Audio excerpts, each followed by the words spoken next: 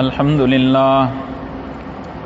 للہ وکفى وسلام علی عباده الذین اصطفى اما بعد فاعوذ باللہ من الشیطان الرجیم بسم اللہ الرحمن الرحیم ربنا وابعث فیہم رسولا منہم یتلو علیہم آیاتک ویعلمہم الکتاب والحکمت ویزکیہم انک انت العزیز الحکیم وقال علیہ الصلاة والسلام تبرک بالقرآن فإنه كلام الله وخرج منه أو كما قال عليه الصلاة والسلام صدق الله العظيم وصدق رسوله النبي الكريم ونحن على ذلك لمن الشاهدين والشاكرين والحمد لله رب العالمين. درود شریف پڑھ لیجیے. اللہم صلی علی محمد عبدک ورسولک وصلی علی المؤمنین والمؤمنات والمسلمین والمسلمات وبارک علی محمد وازواجہ وذریاتہ. معزز سامعین، ایک بات تو یہ ہے کہ آج اللہ تبارک و تعالی نے میرے اور آپ کے اوپر اپنا فضل و کرم فرمایا کہ ہمیں رمضان شریف کی تراویح کی ایک سنت ادا کرنے کی توفیق عطا فرمائی. کیونکہ رمضان شریف میں تراویح پڑھنا یہ سنت مؤکدہ ہے، اور اس میں ایک مرتبہ قرآن مجید فرقان حمید کی تکمیل کرنا یہ بھی سنت ہے. تو اللہ تعالیٰ نے ہمیں یہ توفیق دی کہ ہم نے قرآن مجید فرقان حمید کی تکمیل کر لی، تو ایک سنت تو رمضان کی تراویح کی مکمل ہو گئی. باقی دوسری سنت کیا ہے کہ شروع سے لے کے اخیر تک سارا مہینہ 20 تراویح پڑھنا. 15 دن اللہ نے ہمیں توفیق دے دی 20 پڑھنے کی، باقی رہ گئے 15 دن.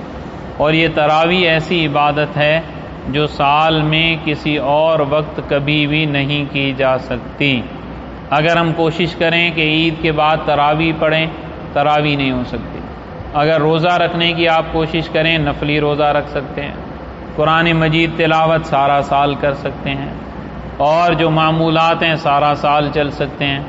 لیکن تراویح کی جماعت کے ساتھ نماز یہ صرف رمضان المبارک میں ہوگی، رمضان کے بعد نہیں ہوگی. اللہ ہمیں باقی دنوں کی قدر کرنے کی توفیق عطا فرمائے. میں نے آپ کے سامنے ایک آیت پڑھی، ایک حدیث پڑھی. آیت قرآن مجید کی پڑھی جس میں سیدنا ابراہیم علیہ والا نبینا الصلاۃ والسلام نے دعا کی پیغمبر کے لیے کہ اے میرے اللہ، میری یہ جو ذریت ہے اسماعیل، اس کی نسل میں سے ایک نبی عطا فرما، عظیم الشان پیغمبر عطا فرما. اور اس پیغمبر کو عطا فرما وہ بیت اللہ جو ہم تعمیر کر رہے ہیں، اس بیت اللہ کی ظاہری تعمیر ہم کر رہے ہیں، لیکن اس کو آباد کرنے والا نبی عطا فرما، اس کو آباد کرنے والا پیغمبر عطا فرما. پھر وہ جو نبی عطا کر اس بیت اللہ کو بھی آباد کرے، اور اس کا کام کیا ہو؟ اس آیت میں فرمایا ربنا، اے ہمارے رب، وابعث فیہم رسولا منہم، آپ اس امت کے اندر، اس لوگوں کے اندر ایک عظیم الشان نبی بھیجیے جو بیت اللہ کو بھی آباد کرے، لیکن بیت اللہ کی آبادی کے ساتھ اس کا کام کیا ہو؟ یتلو علیہم آیاتہ، یہ آپ کی آیات کی تلاوت کرے، آپ کی آیات کی تلاوت کرے. یعنی قرآن مجید فرقان حمید جو سرکار دو عالم صلی اللہ علیہ وسلم کو دیا گیا، اس کی تلاوت کرے. اب آپ دیکھیں سب سے پہلا جو فرض نبی کریم صلی اللہ علیہ وسلم کا ہے، سب سے پہلا جو کام رسول اللہ صلی اللہ علیہ وسلم کے حوالے کیا گیا، جس کی ابراہیم علیہ السلام نے بھی دعا کی، یتلو علیہم آیاتہ، کہ وہ قرآن مجید کی آیات کی تلاوت کریں. یعنی نبی کا کام ہے قرآن کی تلاوت کرنا، یہ پیغمبر کا کام ہے. قرآن کی تلاوت کرنا یہ نبی کا کام ہے. پھر نبی کے وارثوں کا کام ہے. جس کو نبی کریم صلی اللہ علیہ وسلم سے نسبت ہوگی اس کا دل قرآن میں لگے گا، اس کا دل قرآن میں الجھے گا نہیں. اس لیے حضور اقدس صلی اللہ علیہ وسلم نے دعا سکھلائی اللہم انی اسألک، اے اللہ میں آپ سے سوال کرتا ہوں اس بات کا، ان تجعل القرآن ربیع قلبی وجلاء حزنی، کہ قرآن مجید کو آپ میری دل کی بہار بنا دیجئے، وجلاء حزنی، اور میرے غموں کے لیے آپ ہٹانے والا بنا دیجئے، یعنی قرآن سے میرا دل لگ جائے، میں اس کو پڑھوں تو میرے دل میں ٹھنڈک اور بہار آ جائے، میں اس کو پڑھوں تو اس کے پڑھنے سے میرے غم ختم ہو جائیں۔ سیدنا عثمان بن عفان رضی اللہ تعالی عنہ، آپ کا محاصرہ کیا گیا، پانی بند، کھانا بند، ہر چیز بند، مسجد نبوی علی صاحب الصلاۃ والسلام میں جانا بھی بند، اور حضرت عثمان گھر میں ہیں، لیکن حضرت عثمان کا معمول کیا ہے؟ اللہ کے قرآن کی تلاوت کر رہے ہیں۔ یہ تلاوت ان کے لیے بھوک کا بھی سامان ہے، یہ تلاوت ان کے لیے پینے کا بھی سامان ہے، کیونکہ قرآن سے دل لگا ہوا ہے۔ جب قرآن سے انسان کا دل لگ جاتا ہے پھر اللہ تبارک و تعالیٰ اسی قرآن کو اس کا اوڑھنا بچھونا بنا دیتے ہیں۔ بہرحال میں یہ عرض کر رہا تھا، نبی کا پہلا کام کیا ہے؟ یتلو علیہم آیاتہ، پیغمبر کا پہلا کام ہے قرآن کی تلاوت کرنا، یہ نبی کا کام ہے قرآن کی تلاوت کرنا۔ قرآن مجید نے دوسری جگہ پہ فرمایا، وَأُمِرْتُ أَنْ أَكُونَ مِنَ الْمُسْلِمِينَ وَأَنْ أَتْلُوَ الْقُرْآنَ، مجھے اللہ کی طرف سے حکم کیا گیا کہ میں مسلمانوں میں سے ہوں، یعنی میں مسلمان بنوں، مسلمان بن جاؤں، وَأَنْ أَتْلُوَ الْقُرْآنَ، اور میں قرآن کی تلاوت کروں۔ یہ کس کا حکم ہے؟ اللہ کا حکم ہے۔ کس کو حکم ہے؟ حضرت محمد صلی اللہ تعالی علیہ وآلہ وسلم کو حکم ہے کہ قرآن کی تلاوت کی جائے، مسلمان بھی رہیں، اسلام پہ بھی رہیں، جیسے ہمیں حکم ہے قرآن کی تلاوت بھی کی جائے۔ اب حضور اقدس صلی اللہ علیہ وسلم اس قرآن کی تلاوت بھی کرتے، اور خصوصاً جب رمضان آتا فرمایا جبرائیل علیہ الصلاۃ والسلام آتے، جبرائیل قرآن حضور کو سناتے، آپ علیہ الصلاۃ والسلام قرآن حضرت جبرائیل کو سناتے۔ جب حضور اقدس صلی اللہ علیہ وسلم کی زندگی کا آخری رمضان تھا، آپ نے فرمایا کہ حضرت جبرائیل میرے پاس آئے ہیں اور انہوں نے کہا کہ اس مرتبہ 2 مرتبہ قرآن شریف پڑھا جائے گا، پہلے تو 1 مرتبہ پڑھتے ہیں، اس مرتبہ 2 دور نکالے جائیں گے قرآن مجید کے۔ چنانچہ حضرت ابو بکر صدیق رضی اللہ تعالی عنہ کونے میں بیٹھ کر رونا شروع کر دیا، تو لوگوں نے پوچھا ابو بکر اس میں رونے کی کیا بات ہے؟ آپ علیہ الصلاۃ والسلام نے تو یہ کہا ہے کہ بھائی قرآن مجید کی 2 مرتبہ تلاوت کی جائے گی حضرت جبرائیل علیہ الصلاۃ والسلام کے ساتھ، تو یہ برکت کی بات ہے۔ ہر سال رمضان میں 1 تلاوت، اس مرتبہ 2 مرتبہ قرآن مجید کا دور ہوگا۔ اور آپ علیہ الصلاۃ والسلام نے یہ فرمایا، اللہ نے اپنے ایک بندوں میں سے ایک بندے کو اختیار دیا کہ چاہے وہ زمین پر رہے، چاہے وہ حضور اقدس صلی اللہ علیہ وسلم اللہ کے پاس آ جائیں۔ حضور نے تو مطلق بات کی کہ اللہ نے اختیار دیا ہے کہ چاہے ایک بندے کو، چاہے وہ زمین پر رہے، چاہے اللہ کے پاس آ جائے، اللہ نے اختیار کر لیا کہ اللہ کے بندے نے اختیار کر لیا کہ اللہ کا بندہ اللہ کے پاس جائے گا، تو ابو بکر اس میں رونے کی کیا بات ہے؟ ایک تو حضور نے فرمایا تلاوت 2 مرتبہ ہوگی، دوسرا حضور نے فرمایا بندوں میں سے ایک بندہ ہے جس کو اختیار ملا ہے، چاہے وہ زمین پر رہے، چاہے وہ اللہ کے ہاں چلا جائے، اس نے اللہ کے ہاں جانے کو اختیار کر لیا ہے، تو اس میں رونے کی کیا بات ہے؟ ابو بکر صدیق فرمانے لگے کہ بات یہ ہے ہر سال رمضان میں 1 مرتبہ قرآن کا دور ہوتا ہے، اس مرتبہ 2 مرتبہ ہو رہا ہے، اس کا مطلب یہ ہے آئندہ سال امام الانبیاء حضرت محمد صلی اللہ علیہ وسلم اس زمین پر نہیں ہوں گے، ہمارے درمیان نہیں ہوں گے، بلکہ حضور صلی اللہ علیہ وسلم اللہ کے ہاں چلے جائیں گے۔ اور دوسری بات یہ ہے کہ جو اختیار دیا گیا ہے بندے کو کہ وہ چاہے جس کو پسند کرے، تو یہ بات سیدھی ہے، یہ بندے حضور اقدس صلی اللہ علیہ وسلم ہیں جنہوں نے اللہ کو اختیار کر لیا ہے۔ اب حضور صلی اللہ علیہ وسلم اللہ کے ہاں چلے جائیں گے، تو میں نے عرض کی اللہ نے نبی بھیجا، ابراہیم علیہ الصلاۃ والسلام کی دعا سے بھیجا، بیت اللہ ابراہیم علیہ الصلاۃ والسلام نے تعمیر کیا، پھر دعا کیا مانگی؟ رسول عطا فرمائیے، عظیم الشان رسول، پھر خود ہی طے کیا کہ اس رسول کا کام کیا ہونا چاہیے؟ یتلو علیہم آیاتہ، وہ نبی پہلا کام یہ کرے کہ قرآن کی آیات کی تلاوت کرے، یعنی قرآن کی آیات کی تلاوت کرنا پیغمبر کا کام ہے، نبی کا کام قرآن پڑھنا ہے، تو نبی کے وارثوں کا کام بھی قرآن پڑھنا ہے۔ جو شخص قرآن پڑھے گا اس کا تعلق امام الانبیاء حضرت محمد صلی اللہ علیہ وسلم سے جڑتا چلا جائے گا۔ ہمارے استاد قاری عبدالرشید صاحب دامت برکاتہم العالیہ نے فرمایا کہ حضرت شیخ المشائخ قاری القراء قاری رحیم بخش صاحب رحمہ اللہ تعالی فرمایا کرتے کہ اللہ جس کو حافظ قرآن بناتا ہے اس کے سینے کو اللہ تعالیٰ ایک سعادت یہ دیتا ہے کہ دیکھو قرآن اللہ کی کتاب ہے۔ اللہ چاہتا موسیٰ علیہ الصلوۃ والسلام کو کتاب دے دی طور پر بلا کر، تو اللہ چاہتے پوری کتاب لکھی ہوئی سرکار دو عالم کے حوالے کر دیتے کہ یہ آپ کتاب لے لیجئے اور اس کتاب سے پڑھ کر امت کو سنائیے، لیکن اللہ نے ایسے نہیں کیا۔ قرآن سارا اتارا الف لام میم سے والناس تک۔ کہاں اتارا؟ قرآن مجید اللہ نے اتارا علی قلبک، محبوب آپ کے سینہ اطہر پر، یعنی نبی کے سینے پر قرآن پہلے اترا، پھر حضور کے سینے سے قرآن نکلتا جا رہا ہے، امت کے سینے کے اندر آتا جا رہا ہے۔ تو قاری القراء فرمانے لگے اللہ کی قسم اگر حافظ قرآن کو اللہ اور کوئی بھی اس کی فضیلت نہ ہوتی، ایک فضیلت یہ کافی تھی کہ جس کے سینے میں اللہ کا قرآن ہوتا ہے اس کی نسبت امام الانبیاء حضرت محمد صلی اللہ علیہ وسلم کے سینہ اطہر کے ساتھ مل جاتی ہے۔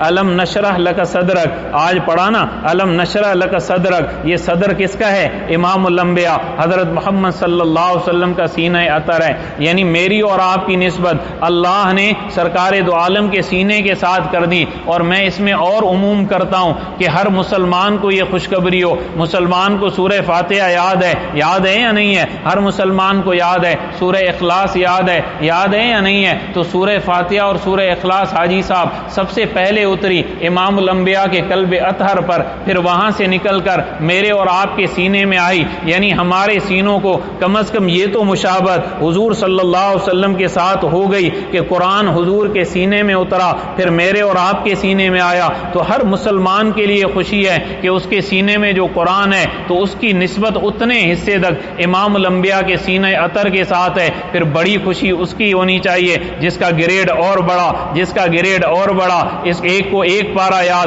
اس کی ایک پارے کی نسبت، ایک کو 5 پارے یاد، اس کی 5 پاروں کی نسبت، ایک کو 10 پارے یاد، اس کی 10 پاروں کی نسبت، ایک کو 30 پارے یاد، تو اس کی نسبت امام الانبیاء حضرت محمد صلی اللہ علیہ وسلم کے سینہ اطہر کے ساتھ محبت وحی کے ساتھ پورے 30 پاروں کی ہو گئی۔ تو اللہ نے قرآن اتارا کس پر؟ اپنے نبی پر۔ پھر نبی کا کام ابراہیم علیہ الصلوۃ والسلام نے دعا کر کے یہ کروایا، اے میرے اللہ پیغمبر بھی چاہیے بیت اللہ کو بھی آباد کرے، یتلو علیہم آیاتہ، نبی کے کام ہونے چاہیے 4، لیکن اول نمبر کا کام کیا ہونا چاہیے؟ یتلو علیہم آیاتہ، پیغمبر خدا کی آیتوں کو تلاوت کرے، نبی قرآن کی آیتوں کو تلاوت کرے۔ اب نبی کا کام ہے، یہ نبی کے وارثوں کا کام ہے۔ تو بشرا لکم، خوشخبری ہو ان لوگوں کو جو قرآن مجید پڑھانے والے ہیں، خوشخبری ہو ان لوگوں کو جو قرآن مجید کی معاونت کرنے والے ہیں، خوشخبری ہو ان لوگوں کو جو قرآن کو محبت سے دیکھنے والے ہیں،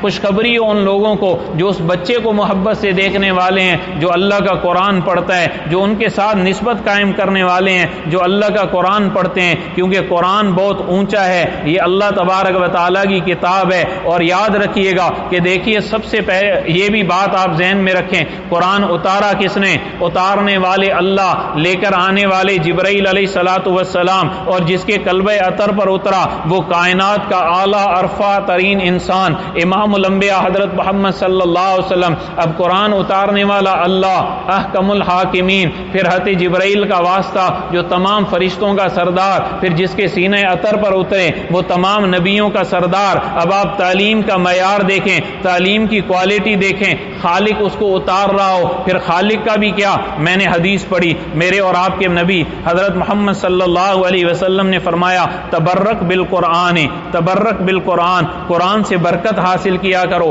فإنہ کلام اللہ، اس لیے کہ یہ اللہ کی کلام ہے۔ باقی سب کتابیں تورات، انجیل، زبور اور صحف ابراہیم و موسیٰ، سارے صحیفے یہ اللہ تبارک و تعالیٰ کی کتابیں ہیں، کلام نہیں ہے، کلام صرف قرآن ہے۔ فرمایا تبرک بالقرآن، قرآن سے برکت حاصل کرو، فإنہ کلام اللہ، یہ اللہ کی کلام ہے، وخرج منہ، اور اللہ کی ذات اقدس کے اندر سے نکلی ہے، ذات اطہر کے اندر سے نکلی ہے، یعنی قرآن کی نسبت اتنی اونچی ہے، قرآن والوں کی نسبت اتنی اونچی ہے، تو قرآن مجید اللہ سبحانہ و تعالیٰ کی ذات سے نکلا ہوا یہ کلام اللہ ہے، اس کی بہت اونچی نسبت ہے۔ اس لیے فرمایا، حدیث میں آیا کہ اللہ جس کو اپنا قرآن دے پھر اس قرآن کی نعمت کو وہ کم سمجھے، دنیا داروں کی نعمتوں کو زیادہ سمجھے، فرمایا اس نے قرآن کی قدر نہیں کی، اس نے قرآن کی قدر نہیں کی، اس نے قرآن کی ناقدری کی۔ قرآن اس کے سینے میں ہے پھر بھی سمجھتا ہے یہ دنیا دار ہم سے اعلیٰ ہیں، دنیا دار ہم سے عرفہ ہیں، بڑی گاڑیوں میں گھومنے والے عرفہ ہیں،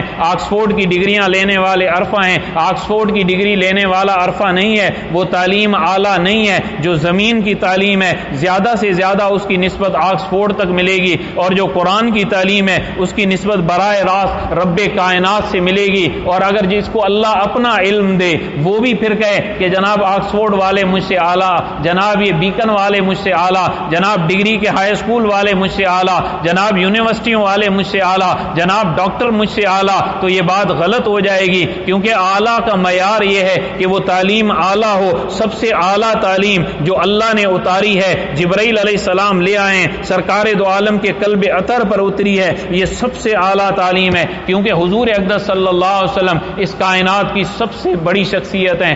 اس لیے میں ایک جملہ بار بار کہتا ہوں، ہمارے حضرت حاجی عبد الوہاب صاحب رحمۃ اللہ علیہ یہ جملہ کہا کرتے تھے، دو جملے فرماتے، پہلے جملے کو تو ہم سب مانتے ہیں، اس پہ عمل بھی کرتے ہیں، لیکن جب دوسرے جملے کی بات آ جاتی ہے مسلمان دل سے تو کہتا ہے ہاں، منہ سے تو کہتا ہے ہاں، لیکن جناب ڈھیلا پڑ جاتا ہے، ڈھیلا پڑ جاتا ہے۔ کیا بات کرتے حاجی صاحب؟ فرمایا یاد رکھو حضرت محمد صلی اللہ علیہ وسلم اس کائنات کی سب سے قیمتی ترین شخصیت ہیں، حضور سے بڑھ کر قیمتی اس کائنات میں اللہ کے نزدیک کوئی نہیں ہے۔ ساری کائنات ایک طرف، امام الانبیاء ایک طرف، ساری کائنات میں قیمتی انسان حضور صلی اللہ علیہ وسلم ہے۔ اور فرمایا حضور اقدس صلی اللہ علیہ وسلم کے جسم اطہر سے نکلنے والا ایک ایک عمل اس کائنات کا قیمتی عمل ہے، ساری دنیا مل کر نبی کے عمل کا مقابلہ نہیں کر سکتی، ساری دنیا مل کر نبی کے طریقے کا مقابلہ نہیں کر سکتی۔ اب ہو پیغمبر کا طریقہ،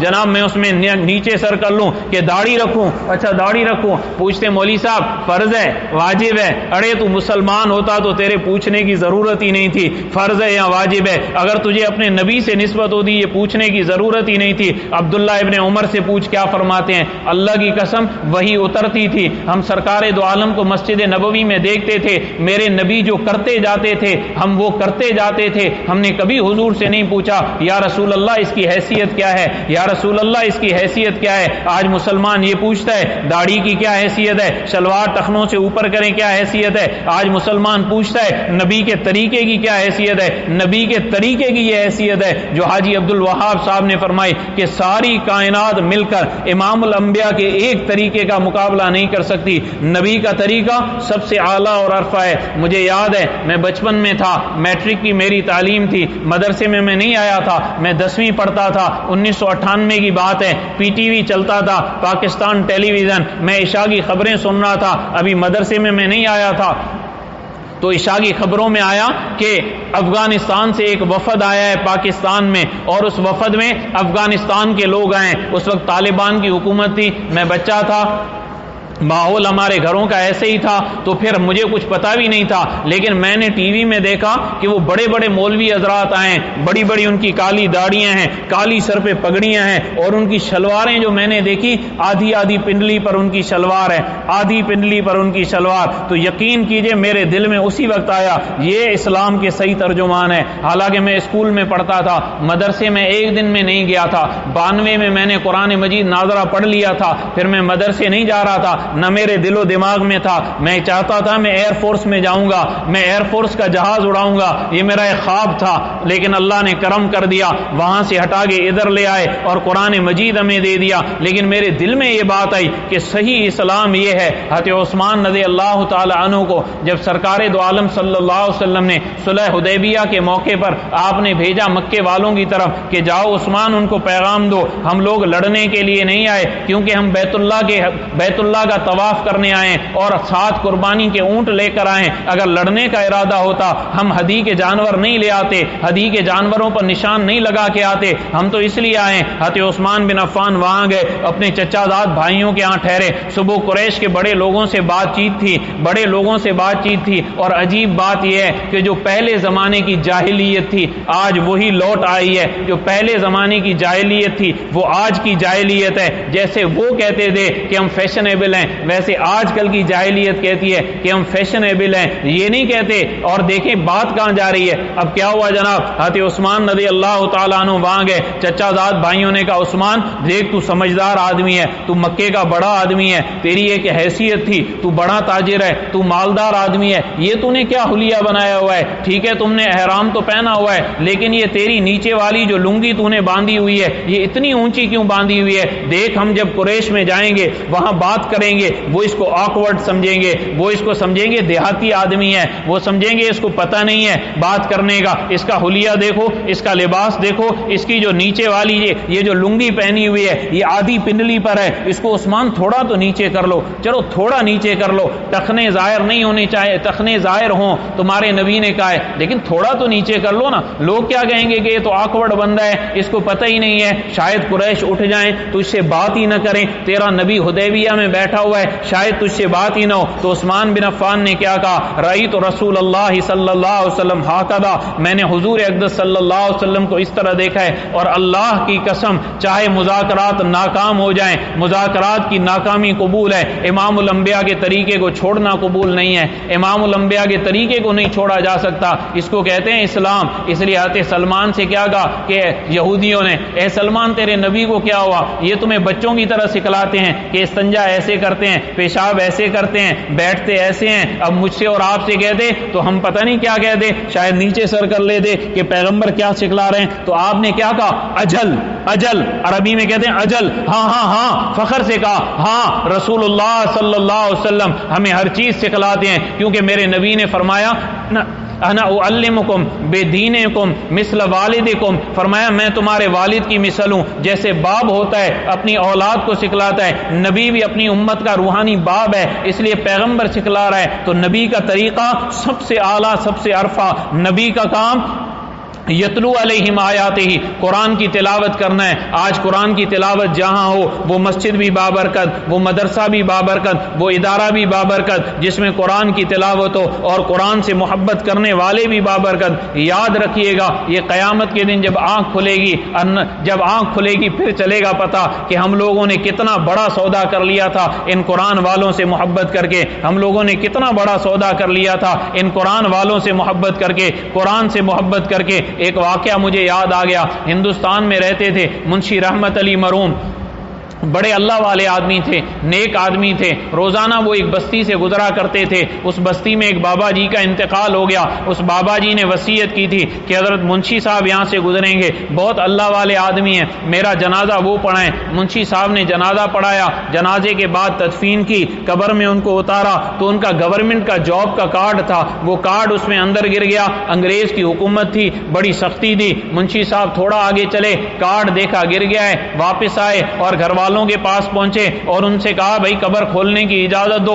میرا کارڈ اندر گر گیا ہے۔ اب اس وقت فوٹو کاپی تو شاید ہوگی نہیں کہ ڈپلیکیٹ بنا ہوا ہو، بندہ دکھا دے تو یہ کارڈ چلا گیا۔ اب جناب ان کو کہا، انہوں نے کہا قبر کھول دیجئے۔ جیسے ہی بابا جی کی قبر کھولی تو قبر ساری نور سے منور تھی، قبر میں خوشبو ہی خوشبو تھی، خوشبو ہی خوشبو تھی، خوشبوئیں آ رہی تھی قبر سے۔ اب منشی صاحب حیران ہو گئے، یہ بابا جی تو بالکل ان پڑھ آدمی تھا، اس کا کام کیا تھا؟ وہ اس کے گھر پہ گئے، بوڑھی اماں عدت میں بیٹھی ہوئی ہے، دروازہ بجا کے لوگوں کو بھیجا کہ جاؤ اس کے رشتہ داروں پوچھ کے آؤ اس بابا کا کام کیا تھا۔ وہ جب باہر آئے تو وہ کہنے لگے یہ بابا تو قرآن شریف بھی نہیں پڑھا ہوا تھا، ایک دو صورتیں اس کو یاد تھی جو نماز میں پڑھا کرتا تھا، ہاں ایک کام تھا، ہماری شادی کو 40-50 سال ہو گیا، درمیان کا عرصہ، ایک روزانہ کام کرتا تھا، فجر کی نماز پڑھتا تھا، فجر کی نماز پڑھ کر واپس آتا تھا اور قرآن مجید کھولتا تھا، اور قرآن مجید کھول کر پڑھنا تو آتا نہیں نہیں تھا، کہتا تھا یا اللہ تو نے یہ بھی سچ کہا، تو نے یہ بھی سچ کہا،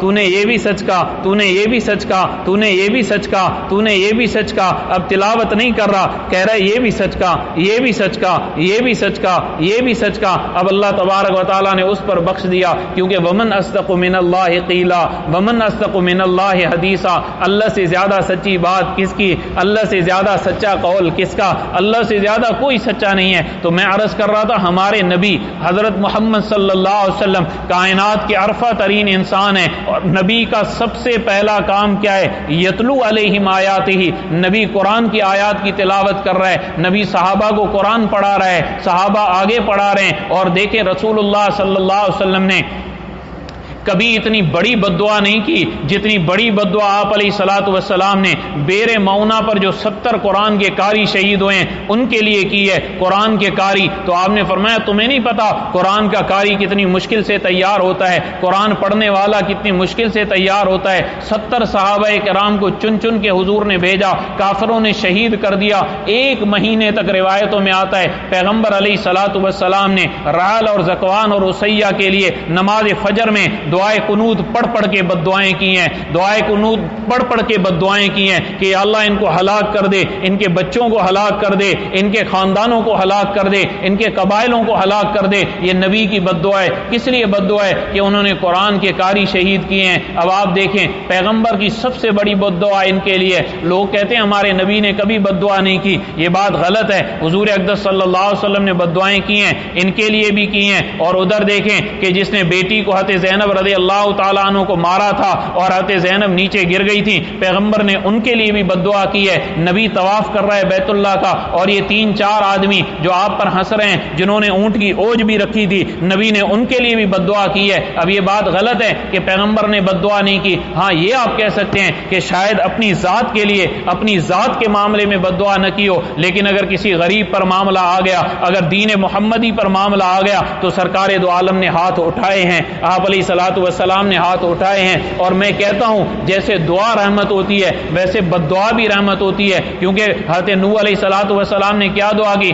رب لا تذرنی علی الارض، اے اللہ اس زمین کے اوپر ایک بھی کافر نہیں چھوڑ، کیونکہ انک ان تذرہم لم یضلوا عبادک، اگر آپ ان کو چھوڑ دیں گے یہ آپ کے بندوں کو گمراہ کر دیں گے، گمراہ کر دیں گے۔ تو جو گمراہی کا سبب بنے اس کے لیے بد دعا کی جاتی ہے۔ یہ اس کی ایسی مثال ہے، خدا نخواستہ انسان کا جسم ہے، اس کی کوئی انگلی خراب ہو جائے، ہاتھ خراب ہو جائے، ڈاکٹر حضرات کیا کہتے ہیں؟ اگر باقی جسم کو بچانا ہے اس کو کاٹنا پڑے گا۔ اب آپ ایک انگلی کاٹیں تو آپ کیا کہیں گے؟ ڈاکٹر ظالم ہے؟ وہاں تو کوئی نہیں کہتا، بلکہ ڈاکٹر صاحب کی منتیں کرتے ہیں، فیس الگ دیتے ہیں، اپنا عضو الگ کٹواتے ہیں، تکلیفیں الگ برداشت کرتے ہیں تاکہ باقی اعضاء بچ جائیں۔ تو نبی صلی اللہ علیہ وسلم رحمت بن کر آئے ہیں، اور پہلا کام نبی کا کیا ہے؟ میں پھر اسی بات کو عرض کرتا ہوں، یتلو علیہم آیاتی، نبی کا کام قرآن کی تلاوت کرنا ہے۔ اس لیے آپ لوگ جو قرآن پڑھ رہے ہیں اللہ کا شکر ادا کریں کہ خدا نے ہمیں کس ماحول سے نکال کر کس ماحول میں بٹھا دیا،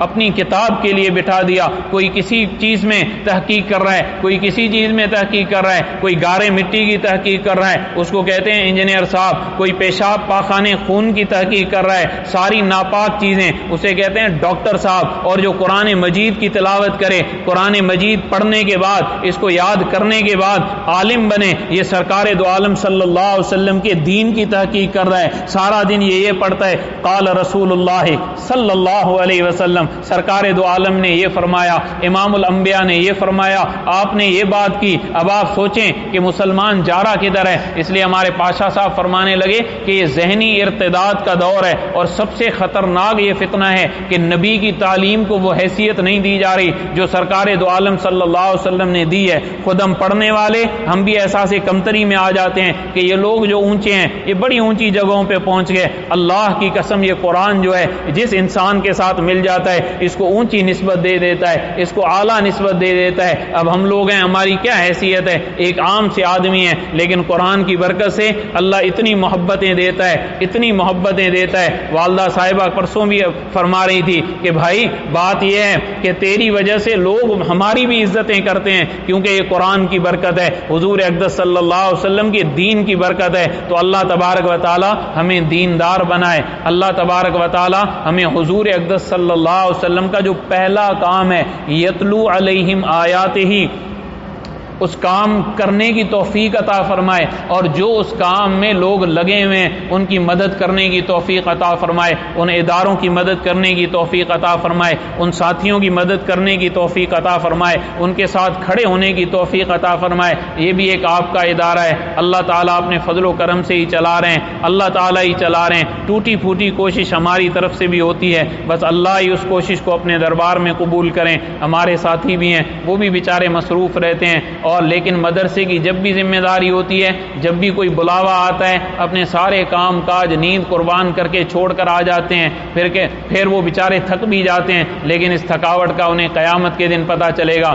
آخری بات، ہمارے مولانا جمیل صاحب رحمۃ اللہ علیہ جو رائے میں امام تھے، فرمایا کہ ہمارے حاجی صاحب حاجی عبد الوہاب صاحب رحمۃ اللہ علیہ بنگلہ دیش کے سفر میں گئے، بنگلہ دیش کا اجتماع، وہاں سے واپس آئے کراچی کا اجتماع، وہاں سے چلے نواب شاہ کا اجتماع، وہاں سے پھر سبی کا اجتماع، وہاں سے پھر ملتان کا اجتماع، چلتے چلتے مسلسل سفر کرتے، اور حاجی صاحب پاکستان میں جب سفر فرماتے تو بائے روڈ سفر فرماتے تھے، سڑک پر فرماتے تھے، جہاز میں بہت کم سفر کرتے تھے، اپنی سواری میں آتے تھے، تو یہ سارا سفر اپنی سواری میں کیا، پھر صبح سحری کے وقت رائے پہنچے، پھر رائے میں بیان کیا، پھر بیان کے بعد آرام کیا، پھر حاجی صاحب کے بعد مولانا جمیل صاحب کا بیان تھا، تو فرمانے لگے بھئی حاجی صاحب نے اتنا لمبا سفر کیا ہے اور حاجی صاحب بہت تھک گئے کیونکہ بہت بڑا سفر کیا، لیکن جب قیامت میں اللہ کے ہاں حاجی صاحب پیش ہوں گے، اللہ تبارک و تعالیٰ جب اس کا اجر دیں گے تو حاجی صاحب کہیں گے کاش تھوڑا سا اور کر لیتا،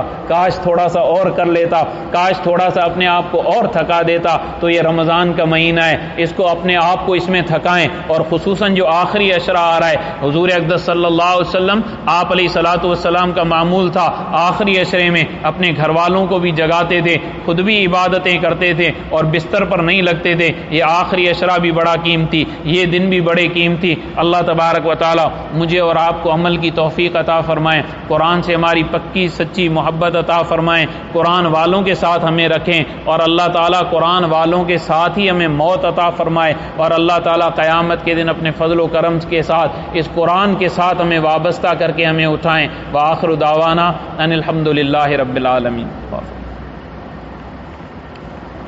اللہم لک الحمد ولک الشکر کما انت اہل، صلی علی محمد کما انت اہل، وفل بنا ما انت اہل، انک اہل التقوی واہل المغفرہ۔ ربنا آتنا فی الدنیا حسنہ وفی الآخرۃ حسنہ وقنا عذاب النار۔ اللہم اعنا علی ذکرک وشکرک وحسن عبادتک۔ ربنا ظلمنا انفسنا وإن لم تغفر لنا وترحمنا لنکونن من الخاسرین۔ لا الہ الا انت سبحانک انا کنا من الظالمین۔ مولا کریم ہماری اس حاضری کو قبول فرما۔ اے اللہ، آج اس مسجد شریف میں قرآن مجید کی تکمیل ہوئی، آپ نے اپنے فضل و کرم سے ہم سب کو توفیق عطا فرمائی کہ ہم نے قرآن مجید پڑھا اور سنا۔ اے اللہ، اس پڑھنے اور سننے کو اپنے دربار میں قبول فرما لیجئے۔ مولا کریم اس کے پڑھنے میں جو کمی کوتاہی ہوئی، بے ادبی ہوئی، نالائقی ہوئی، اے اللہ اس کو اپنے فضل و کرم سے معاف فرما دیجئے۔ مولا کریم ہماری کوتاہیوں کی وجہ سے، نالائقیوں کی وجہ سے ہمیں قرآن سے محروم مت فرمائیے۔ مولا کریم اس قرآن کی برکتیں ہمیں نصیب فرمائیے، سارے ادارے کو نصیب فرمائیے، ارد گرد کے سارے ماحول کو نصیب فرمائیے۔ رب کریم جو ساتھی کہیں سے بھی چل کر آئے، رب کریم ان کو بھی اس کی برکتوں سے مالا مال فرما لیجئے۔ مولا کریم ان کے ایک ایک قدم کو اپنے دربار میں قبول فرما لیجئے۔ مولا کریم ایک ایک قدم پر ان کو کروڑوں نیکیاں عطا فرما دیجئے۔ مولا کریم ان کے سارے گناہوں کو معاف فرما دیجئے۔ رب کریم ان کی حاضری کو قبول فرما لیجئے، اور یہ خیر و برکت ان کی نسلوں تک پہنچا دیجئے۔ مولا کریم نسلوں میں منتقل کر دیجئے۔ رب کریم ہم سب کے اس پڑھنے کو سننے کو قبول فرما لیجئے۔ مولا کریم اس قرآن مجید فرقان حمید کا سارا ثواب امام الانبیاء حضرت محمد صلی اللہ علیہ وسلم کی مبارک روح کو پہنچا دیجئے۔ مولا کریم سرکار دو عالم سے ہمیں پکی نسبت عطا فرما دیجئے، پکا عشق عطا فرما دیجئے، سچی محبت عطا فرما دیجئے۔ حضور کے ایک ایک طریقے پر مولا کریم ہمیں جان دینے والا بنا دیجئے۔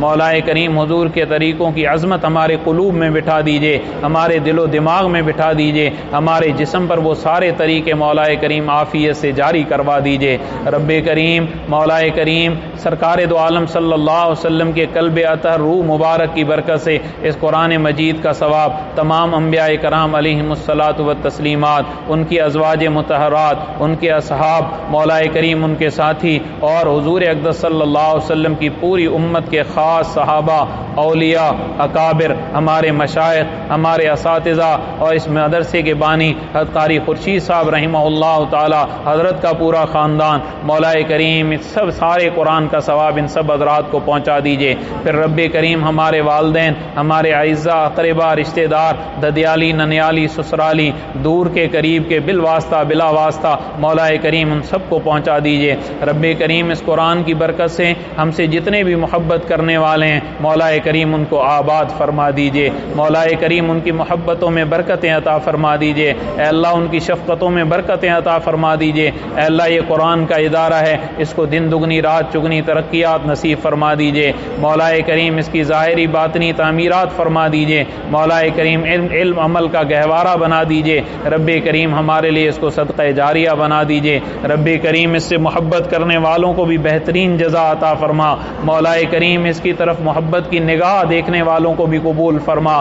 مولا کریم حاسدین سے اس ادارے کو محفوظ فرما۔ مولا کریم جو لوگ اس کو نقصان پہنچانا چاہ رہے ہیں اللہ ان کو ہدایت عطا فرما۔ مولا کریم تمام مدارس کی حفاظت فرما، مساجد کی حفاظت فرما۔ مولا کریم اس قرآن کی برکت سے ہمارے شیخ مکرم حضرت اقدس کو مولا کریم مکمل صحت کاملہ عاجلہ مستمرہ دائمہ عطا فرما۔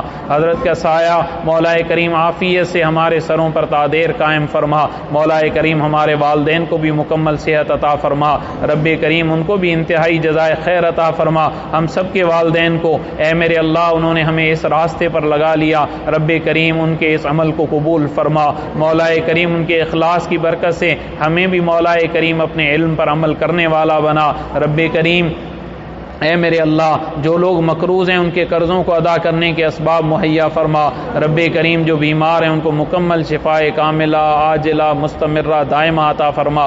رب کریم یہ جو وبا چل رہی اے اللہ اس وبا سے ہم سب کی حفاظت فرما۔ مولا ہمارے والدین کی حفاظت فرما، ہماری نسلوں کی حفاظت فرما، تمام مسلمانوں کی حفاظت فرما۔ اے اللہ ہمارے شہر کی حفاظت فرما، اے اللہ ہمارے ملک کی حفاظت فرما۔ مولا کریم پورے عالم اسلام کی حفاظت فرما۔ اے اللہ پورے عالم انسان کی حفاظت فرما۔ مولا کریم اس وبا کے جو بھی محرکات ہیں رب کریم اس کا اصل محرک تو گناہ ہے، جیسے کہ آپ کے حبیب صلی اللہ علیہ وسلم نے فرمایا مولا کریم ہمیں گناہوں کو چھوڑنے کی توفیق عطا فرما۔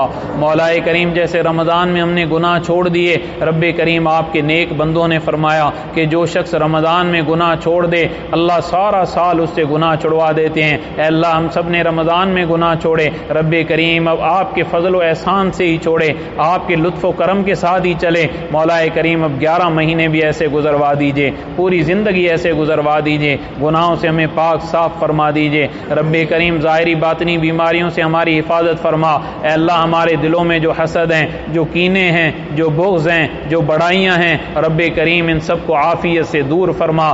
رب کریم ہمیں اپنا خاص نیک بندوں میں شامل فرما۔ مولا کریم ہمیں ہر قسم کی برائی سے محفوظ فرما، ظاہری باطنی بیماریوں سے محفوظ فرما۔ رب کریم ہم سب کو حلال پاکیزہ رزق وافر مقدار میں بغیر مشقت کے عزت راحت اطمینان سکون عافیت کے ساتھ پوری زندگی نصیب فرما۔ اے اللہ پوری زندگی نصیب فرما۔ مولا کریم جو بے روزگار ہیں ان کو بھی رزق حلال برکتوں والا عطا فرما۔ رب کریم جو برسر روزگار ہیں ان کے رزق میں بھی برکت عطا فرما۔ اے اللہ جو لوگ دعاؤں کے لیے کہنا چاہتے تھے نہ کہہ سکے ان کی دعاؤں کو بھی قبول فرما۔ مولا کریم جنہوں نے کہا ہے ان کی دعاؤں کو بھی قبول فرما، ان کی محبتوں کو بھی قبول فرما، ان کی شفقتوں کو بھی قبول فرما۔ اے میرے اللہ جو بچے بچیوں کے رشتوں کے بارے میں پریشان ہیں ان کو نیک صالح رشتے نصیب فرما۔